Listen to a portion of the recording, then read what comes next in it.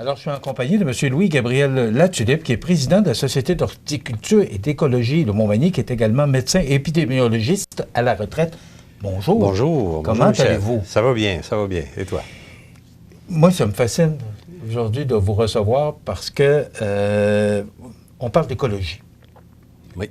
Juste parce que vous êtes venu nous en parler récemment, mais dites-nous, c'est quoi exactement l'écologie? Bien, l'écologie, logis, ça vient du latin, qui veut dire science, et éco, ça veut dire environnement. Donc, c'est la science de l'environnement. Donc, c'est le fait de comprendre, de mieux définir, de mieux structurer notre environnement. Bon, vous êtes président de la Société d'horticulture et écologie de Montmagny. Oui. Ça fait quoi, la société? Bon, la Société d'horticulture et d'écologie, ça a un mandat, premièrement, de diffuser des connaissances. Donc, c'est dans un milieu donné. Hein, les villes n'ont pas les moyens de former les gens sur l'horticulture ou l'agriculture, etc. Donc, ces mandats-là reviennent aux sociétés d'horticulture qui ont été créées d'ailleurs par les ministères d'Agriculture du Québec. Okay? Et il y a une fédération des sociétés d'horticulture qui encadre tout ça pour nous donner un cadre à la fois juridique et opérationnel. Donc, le volet horticulture a été très bien développé dans les 30 dernières années, mais le volet écologie, on commence à prendre conscience, via tous les problèmes qu'on vit dans notre environnement, qu'il faut mettre un peu plus d'emphase sur ça. Et donc, les sociétés d'horticulture et d'écologie misent davantage sur le volet écologie actuellement.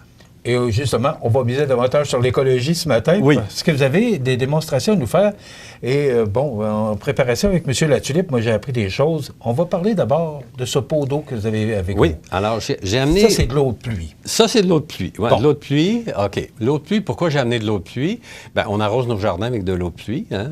Les champs des agriculteurs sont arrosés par l'eau de pluie. Nos rivières sont nourries par l'eau de pluie. Les fleuves, les océans, etc. Donc, c'est un cycle. Si l'eau de pluie avait un contaminant, bien, toutes les eaux du monde sont contaminées. Okay? Il y a des chercheurs de l'Université de Stockholm, en Suède, qui ont travaillé là-dessus pendant 30 ans et ils ont observé que dans l'eau de pluie, il y a des polluants éternels. Alors, les polluants éternels, c'est des molécules complexes. On n'abordera pas ce sujet-là aujourd'hui, mais il faut réaliser que les eaux de pluie contiennent des polluants. Est-ce qu'on doit arrêter de les utiliser? On ne peut pas. On en a besoin. 20 de la population mondiale se sert de l'eau de pluie comme eau potable. OK? Alors, tout le monde de la Terre actuellement a dans son corps des polluants éternels. Okay? On n'a pas le choix parce que... Comme individu, on peut pas... Phénomène. C'est quoi qui crée l'eau de pluie? Alors, l'eau de pluie... l'eau de pluie, c'est tous les cycles, les nuages, l'aspiration, les évaporations des océans, création des nuages. Il y a une condensation, l'eau tombe au sol et le cycle recommence sans arrêt. Donc, si les cours d'eau sont pollués... Oui. Alors, ça retombe à un moment donné sur nous et ça crée ce que vous venez de nous exactement. mentionner. Et le professeur Ian Cousin de Stockholm a réalisé qu'il y avait la contamination des eaux de pluie était partout sur le globe. Il a analysé la glace dans l'Antarctique, il a analysé au sommet de l'Everest, dans la fosse des Mariannes, qui est le lieu le plus creux des océans. Il y en a partout. Bon. Alors, c'est un énorme problème. Ce qu'il faut faire, c'est commencer à connaître un peu. On en parle très peu au Québec. Hein? On n'a pas de normes au Québec ni au Canada pour la gestion des polluants éternels. Il y a 5 jours, en France, on a passé une loi pour interdire les polluants éternels, sur 8000 produits d'usage quotidien. OK? Donc, c'est un début. Au Canada, on est très en retard au niveau écologie, mais il faut réaliser que les polluants éternels, on en a partout. Et si je vous fais une prise de sang, vous avez des polluants éternels dans votre sang, j'en ai dans mon sang, ça augmente le risque de cancer, ça baisse l'immunité, etc. Donc, est-ce que c'est une des raisons pourquoi il y a autant de cancers? Il y a une augmentation... Maladie qu'on voyait peu dans le temps. J'adore votre question. Il y a une étude qui a été publiée en septembre dernier dans 140 pays, sur des millions de personnes. Ce qu'on réalise, c'est que les gens de moins de 50 ans, depuis 30 ans, ont augmenté le niveau de cancer de 80 Et les premiers responsables, les polluants éternels. Dans le fleuve Saint-Laurent, les belugas adultes, 45 ont des cancers. La cause première, les polluants éternels. Les bébés des belugas, 25 ont des cancers. La cause première, les polluants éternels. Donc, c'est quand même un énorme problème. Le temps passe rapidement. Oui. Alors, deuxième chose... Là, vous avez une carotte puis une carte de plastique. Oui, hein? Qu'est-ce que vous voulez nous démontrer? Alors, j'ai une carotte bio, OK?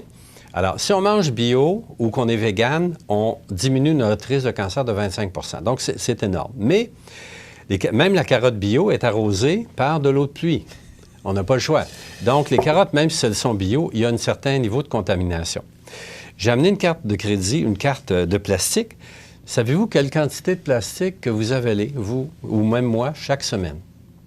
J'avale du plastique. Vous avalez du plastique, oui. 5 grammes. Donc, c'est le poids de cette carte-là que les êtres humains partout sur la Terre avalent chaque semaine via des produits qui sont d'apparence saine parce que les particules de plastique sont dissoutes dans l'eau de l'océan. Ils sont fragmentés en microplastiques. Après ça, ils se divisent en nanoparticules qui, elles, sont aspirées par la condensation au niveau des nuages, sont transportées par les nuages et retombent en eau de pluie. OK? Et donc, l'absorption de le plastique. transporteur principal des PFAS ou polluants internels, c'est le plastique, qui est un énorme problème. OK? Monsieur Latulippe, j'ai vu, à un moment donné, dans un reportage, les océans qui sont remplis de bouteilles de plastique. Exactement.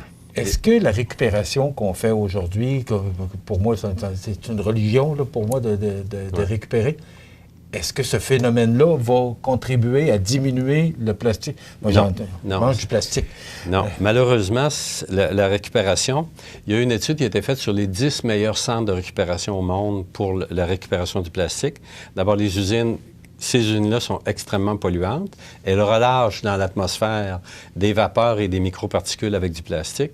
Puis le plastique, on reproduit du plastique, hein? On refait d'autres plastiques qui vont rentrer dans la chaîne de distribution. Et 70 % de ce nouveau plastique-là va se ramasser dans les océans. Donc la récupération, malheureusement, n'est pas la solution. La meilleure solution, c'est d'arrêter de produire du plastique. Tous les plastiques sont faits à partir de pétrole. Le problème de tout ça, c'est le pétrole à la base. Bon, il nous reste 3 minutes. Oui. Est-ce que... Comment... Vous n'avez pas de boule de cristal, là? Ouais. Et vous voyez l'avenir comment? Parce que là, ce que vous me dites aujourd'hui, là, c'est pas encourageant, là. Non, l'avenir... Tous les efforts qu'on fait, on n'en fait pas assez, c'est ça que je comprends. Non, c'est sûr que nos gouvernements sont un peu anesthésiés actuellement. Ils ne font pas grand-chose, OK, malheureusement. Mais il y a des mouvements qui s'en viennent et il faut accélérer ces mouvements-là. D'ailleurs, c'est le mandat de la Société d'horticulture et d'écologie de faire connaître la connaissance. Il faut connaître avant de pouvoir agir. Et deuxièmement, il faut comprendre. Qu'est-ce qu'on va comprendre des plastiques? C'est sûr qu'il faut réduire, il faut arrêter idéalement de consommer puis de produire des plastiques. Et les sociétés d'horticulture, c'est leur mandat principal. Est-ce qu'il est trop tard? La question est difficile, je devrais vous dire, parce qu'on calcule les changements climatiques et la pollution actuellement, il est très tard. Vous ne m'avez pas dit trop tard. Non, je n'ai pas dit trop tard. Il faut garder un brin d'optimisme, bien sûr, mais il faut que les gouvernements agissent, ce qui n'est pas le cas actuellement. Il faut agir fortement, il faut agir rapidement, c'est bien évidemment. Et donc, il faut actuellement, nous, on a choisi, moi j'ai choisi avec ma retraite de passer par des voies de communication comme la Société d'horticulture pour sensibiliser le maximum de gens. Il faut agir collectivement pour faire des choix qui sont harmonieux et qui vont permettre à mes enfants, mes petits-enfants, hein, c'est là que moi je suis le plus inquiet, qu'eux puissent vivre dans une société saine. Docteur Latulippe, quel serait qu'est-ce qu'il faudrait faire demain, le plus pressant pour vous, là? Bon, le plus pressant, c'est d'abolir les polluants internels. La France vient d'adopter des lois très contraignantes. L'Union européenne a accepté aussi le principe. D'ici 2027, la majorité des polluants internels vont être exclus de l'Union européenne. Le Canada et tous les autres pays doivent emboîter très rapidement pour cesser de produire ce genre de cochonneries-là, OK? Parce que c'est probablement le plus grand danger des prochaines années. Donc, il est minuit moins 1. Minuit moins 1 seconde. Écoutez, j'aurais eu des questions pour faire une demi-heure avec vous. C'est très intéressant. Monsieur Louis-Gabriel Latulippe, président de la Société d'horticulture et écologie de Montmagny. Est-ce qu'on peut vous rejoindre quelque part? Est-ce qu'on peut parler à la société ou aux gens? Oui, alors on a un site Facebook, on a un site aussi Hotmail. Les gens peuvent venir nous rejoindre. On a des réunions tous les mardis, deuxième mardi du mois. Les gens peuvent s'inscrire, ils peuvent venir nous voir. D'ailleurs, on a une réunion ce soir. OK, nous, on est le 9 avril aujourd'hui, mais l'émission va pas si plus tard, mais c'est pas grave. On attend des gens et on est disponible. Vous êtes où? Alors, les réunions ont lieu à la salle du conseil de l'Hôtel de Ville. OK. Numéro de téléphone, est-ce qu'il y a un numéro de téléphone pour vous rejoindre? Pour la société, pour avoir de l'information? Sur le site Facebook, vous avez tous les numéros de téléphone de tous les membres du conseil d'administration. C'est très intéressant. Oui. Merci beaucoup. Louis-Gabriel Latulippe, président de la Société d'horticulture et écologie de Montmagny, également médecin épidémiologiste à la retraite. Merci de vous. Merci, bonne journée à vous.